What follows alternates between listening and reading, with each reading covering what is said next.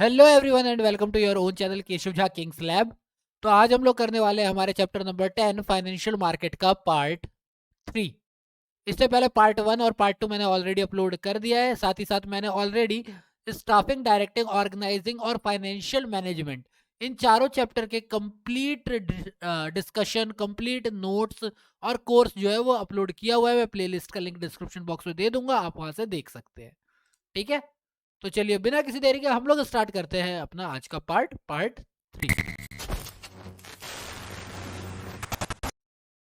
तो इससे पहले हम लोग पार्ट 1 और पार्ट 2 के अंदर जो है ऑलरेडी फाइनेंशियल मार्केट क्या होता है ये पढ़ चुके हैं, कैपिटल मार्केट क्या होता है ये पढ़ चुके हैं, मनी मार्केट क्या होता है ये पढ़ चुके हैं। साथ ही साथ प्राइमरी मार्केट क्या होता है, सेकेंडरी मार्केट क्या होता है, फंक्शंस क्या होते हैं, ये सारी चीजें हम लोग पढ़ चुके हैं। आज जो हमें स्टार्ट करना है वो है स्टॉक एक्सचेंज, या फिर जिसे हम लोग शेयर मार्केट भी कहते हैं। ये स्टॉक एक्सचेंज क्या है या शेयर मार्केट क्या है ये हमें पढ़ना है। तो stock exchange is an institution which provides a platform for buying and selling of existing securities. देखो बेसिकली क्या है कि स्टॉक एक्सचेंज क्या प्रोवाइड करवाता है, आपको एक प्लेटफॉर्म प्रोवाइड करवाता है। स्टॉक एक्सचेंज है क्या, ये एक इंस्टीट्यूशन है जो कि क्या प्रोवाइड करवाता है, एक प्लेटफॉर्म जहां पर आप क्या कर सकते हो, सेल कर सकते हो और बाय कर सकते हो, किसको, शेयर्स को, एग्जिस्टिंग सिक्योरिटी को। ठीक है, ये क्या प्रोवाइड करता है, ये हमारी हेल्प करता है ताकि हम लोग एक्सचेंज कर सके सिक्योरिटी को easily.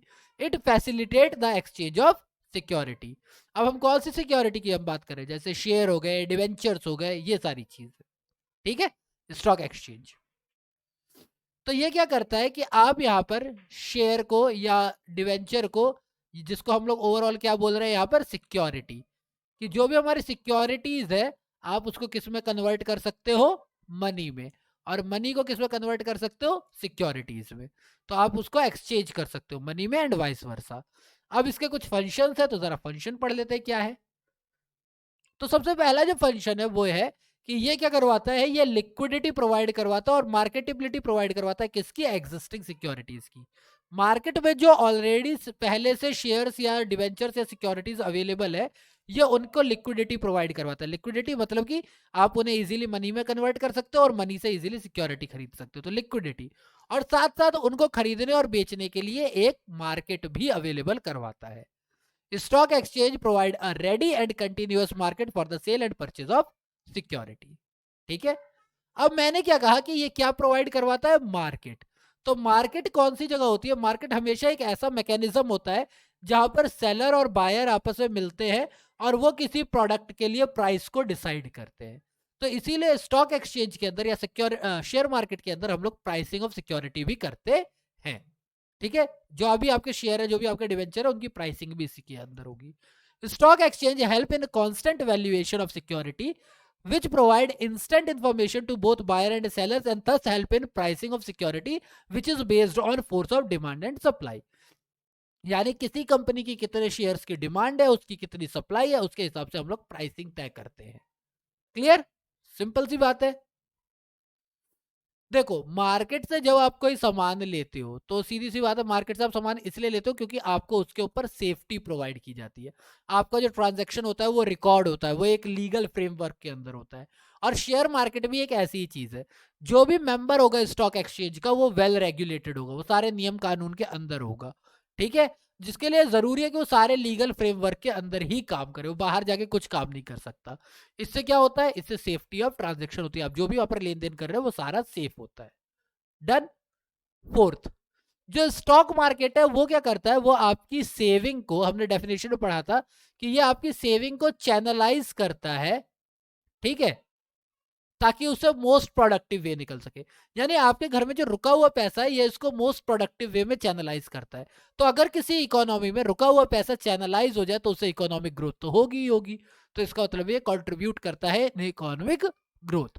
Stock exchange provide a platform by which saving get channelised into the most productive investment proposal which leads to capital formation and economic growth. Then fifth आता है spreading of equity culture. Equity का culture का मतलब क्या है कि stock exchange help करता है लोगों को एजुकेट करने के बारे में, ताकि वो अब समझे कि भाई इन्वेस्टमेंट किन सिक्योरिटीज में करना चाहिए, किस तरीके से इन्वेस्टमेंट करना चाहिए, इन्वेस्टमेंट से क्या फायदे, कहाँ नुकसान है, ये सारा उसका एजुकेशन प्रोवाइड करवाता है, जिससे कि इक्विटी कल्चर यानी कि शेयर मार्केट का कल्चर जो है बहुत ज्यादा बढ़ता जा रहा है। Sixth point, providing scope for speculation. Speculation यानी सट्टेबाजी।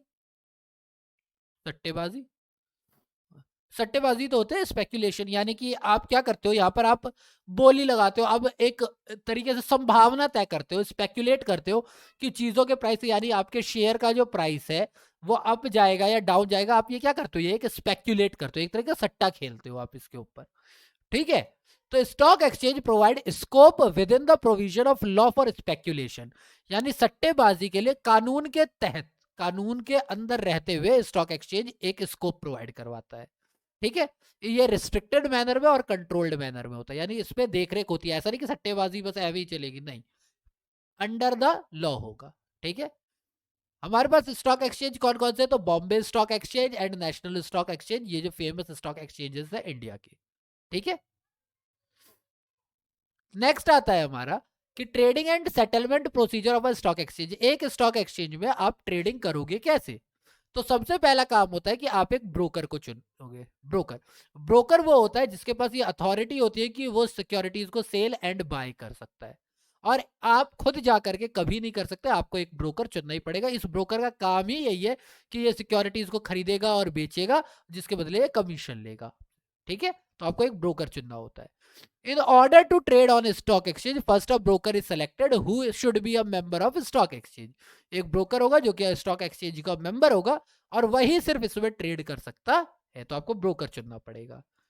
सेकंड, आपको एक डीमेट अकाउंट खुलवाना पड़ेगा डिपॉजिटरी के साथ। डीमेट का मतलब होता है डीमेटेरियलाइज्ड अकाउंट, ये हम आगे पढ़ेंगे। एक डीमेट अकाउंट खुलता है, जैसे सेविंग अकाउंट होता है वैसे एक डीमेट अकाउंट होता है, जिसका काम से सिक्योरिटी का खरीदने और बेचने के लिए किया जाता है। ठीक, उसके बाद आप क्या करोगे, आप अपने ब्रोकर के पास एक प्लेस करोगे order. After selecting the broker, the investor specify the type and number of security they want to buy or sell, यानी आप एक ऑर्डर प्लेस करोगे जिसके अंदर आप बताओगे कि भाई मुझे इस कंपनी के इतने शेयर के चाहिए। ठीक है, जैसे कंपनी ए के मुझे 50 इक्विटी शेयर चाहिए। ठीक है, आप ये क्या करोगे, ऑर्डर प्लेस करोगे। फिर आपका जो ब्रोकर है सिर्फ उसके पास है कि वो ये बाय कर सकता है शेयर, तो वो क्या करेगा, वो ऑर्डर को एग्जीक्यूट करेगा। तो द ब्रोकर विल बाय या सेल, जो भी आपका है वो करेगा as per the instruction of investor.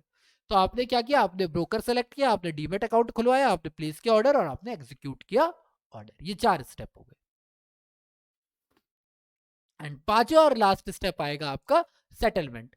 जब आपका होगा तो जितना भी आपने ट्रेड किया है, जो भी आपने खरीदा या बेचा है, उससे जो भी पैसा लेन देन है, जितना पैसा आपको पे करना है या जितना पैसा आपको रिसीव करना है, ठीक है, जो भी आपको करना है, ये सब 2 दिन के अंदर हो जाता है।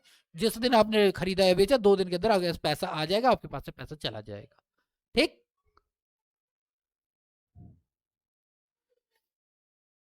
चलो, अब हमें पढ़ना है depository service and demat account के बारे में। तो इस वीडियो में मैं डीमेट अकाउंट के बारे में ज्यादा बात नहीं करूंगा, हम बात करेंगे सिर्फ डिपॉजिटरी सर्विसेज के बारे में। ठीक है, यहाँ तो खैर दोनों के बारे में बात होगी, लेकिन जब एक्सप्लेन करूंगा तो देख रहे हो सिर्फ डिपॉजिटरी सर्विस को हम लोग एक्सप्लेन करेंगे, डीमेट अकाउंट को नहीं करेंगे। ठीक है, अब देखो सीधी सी बात है कि जितने भी शेयर्स वगैरह होते हैं, ये फिजिकली आज की डेट में पॉपुलेशन इतनी बढ़ गई है कि फिजिकली फॉर्म में जो है ना बिजनेस करना बहुत ज़्यादा डिफिकल्ट हो गया है।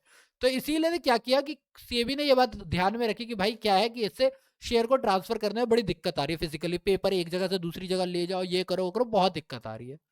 तो सेबी ने एक नया सिस्टम निकाला। उसके अंदर उसने क्या कहा कि भैया जितना भी हमारा होगा लेन देन, जितना भी ट्रेडिंग होगी वो सारी इलेक्ट्रॉनिक होगी।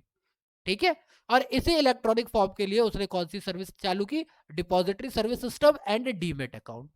ठीक है, ये 2 चीजें इसने चालू की, डिपॉजिटरी सर्विस सिस्टम और डीमेट अकाउंट, जिसमें अभी हम लोग पढ़ेंगे सिर्फ किसके बारे में, डिपॉजिटरी सर्विसेज के बारे में। ठीक, डिपॉजिटरी सर्विस होता है, पहले तो डिपॉजिटरी कौन होता है, याद है मैंने आपको फाइनेंशियल इंटरमीडिएटरीज के बारे में बताया था कि जो क्या करता है, जो हमारा हाउस होल्ड है और बिजनेसमैन है, उसके बीच एक इंटरमीडिएटरीज होगा जो कि हमें इनसे मिलाएगा। तो वो जो ऑर्गेनाइजेशन या इंस्टीट्यूशन है ना, वही डिपॉजिटरी कहलाता है। इसी के पास सारे शेयर्स डिवेंचर्स वगैरह जो है रखे हुए होते हैं। यानी कंपनी हो गई, कंपनी इन्हीं डिपॉजिटरीज के पास क्या करती है, सारे अपने शेयर्स वगैरह जो है जमा करके रखती है, और इंडिविजुअल जो है इन्हीं के पास ऑर्डर देके सेल या बाय करवाता है। ठीक है, करता नहीं है, करवाता है। किससे? ब्रोकर से। इन electronic form in which trading is done. तो एक डिपॉजिटरी एक ऐसा इंस्टीट्यूशन या ऑर्गेनाइजेशन है जिसके पास सिक्योरिटीज होती है, shares, debentures, bond, mutual fund, ये सारी चीजें होती है। किस फॉर्म में? इलेक्ट्रॉनिक फॉर्म में, जैसे कि ट्रेडिंग होगी।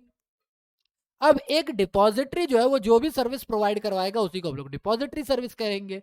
एक डिपॉजिटरी के द्वारा प्रोवाइड की गई सर्विस डिपॉजिटरी सर्विस कहलाएगी। एट प्रेजेंट दो डिपॉजिटरी जो है वो इंडिया में सबसे ज्यादा है, NSDL National Securities Depository Limited and CDSL Central Depository Service Limited. ठीक है,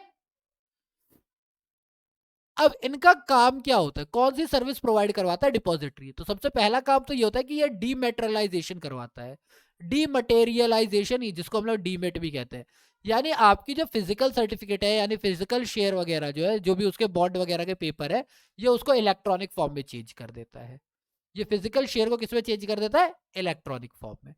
और इसका ठीक ये उल्टा काम भी करता है, यानी कि ये जो आपके इलेक्ट्रॉनिक सिक्योरिटीज है, ये उसको फिजिकल फॉर्म में चेंज कर देता है, रीमटेरियलाइजेशन।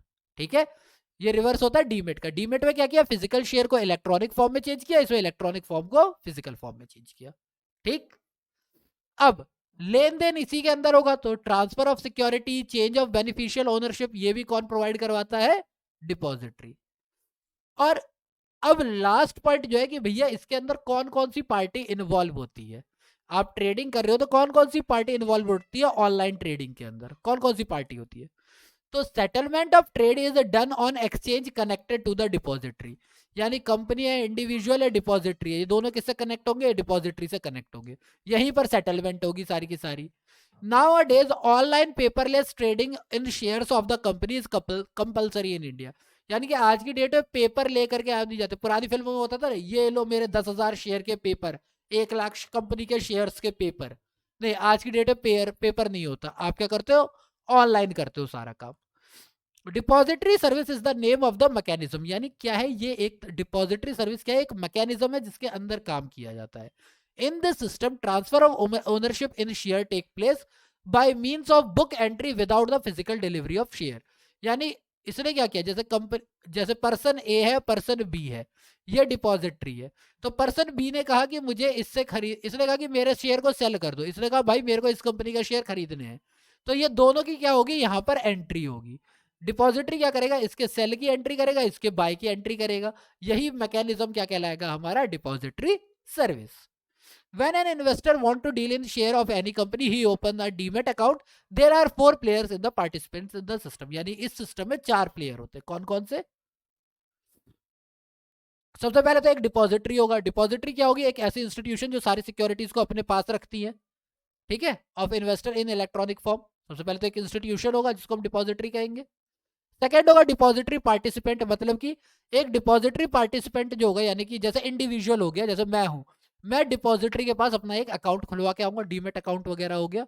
ठीक है, उसके अंदर वो सिक्योरिटी के रिकॉर्ड वगैरह रखेगा, सारे जनरली बैंक वगैरह होगा, सारे डिपॉजिटरी के पार्टिसिपेंट्स होंगे। ठीक है, तो बैंक जो है वो बेसिकली क्या होता है? वो एक जनरल डिपॉजिटरी पार्टिसिपेंट होता है। ठीक, जो सारे रिकॉर्ड रखता है कि किस कंपनी के कितने हैं मेरे पास शेयर। फिर एक इन्वेस्टर होगा, यानी एक ऐसा पर्सन जो कि सिक्योरिटीज में डील करना चाहता है। और एक कंपनी होगी जो कि शेयर्स को खरीदना बेचना चाहती है, बेसिकली खरीदती तो बहुत कम है।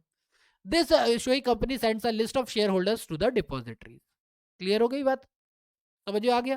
तो एक डिपॉजिटरी है, एक उसका पार्टिसिपेंट है, यानी कि मोस्टली ये बैंक होते हैं जिनका काम ही होता है कि सारी सिक्योरिटीज का रिकॉर्ड रखना।